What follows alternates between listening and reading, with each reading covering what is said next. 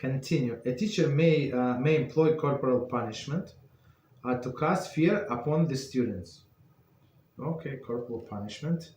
The advice that Proverbs 13:24 gives a father, right?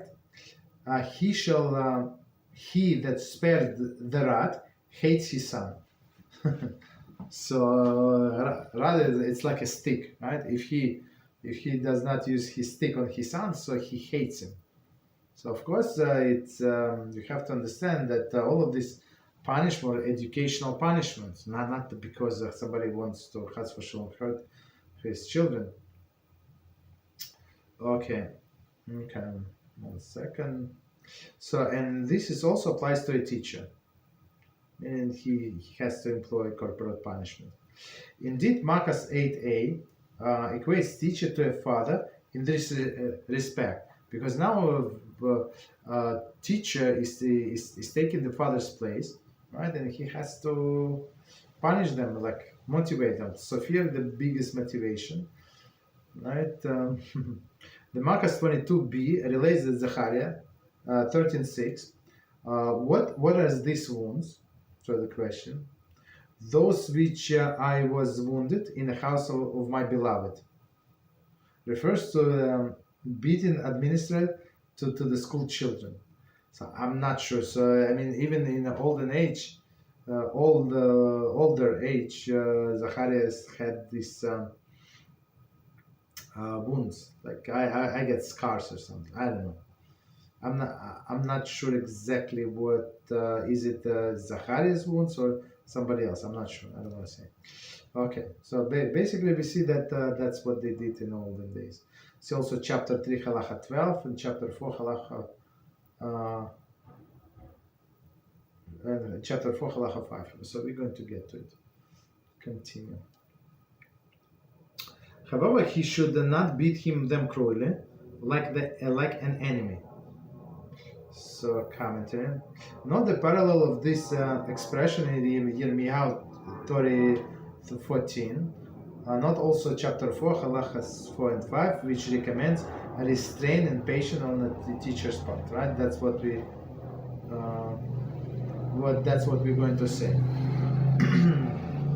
So the teacher should see all of the students not like they rebel against them. Right? It's a teacher. It's not like he's against. It's a little kid. That's what the kids do. You understand? So somebody who wants to be a teacher has to be very, very patient.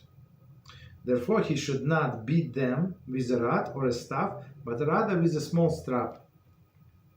So Baba Basra, same place, relates that Rav instructed Rav Shmuel bar Shilat, as a well-known teacher of children.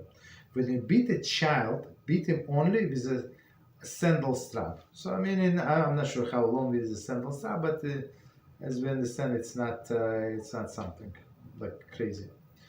If it motivates him to study, then he will study. If he does not study, then let him be in the company of others.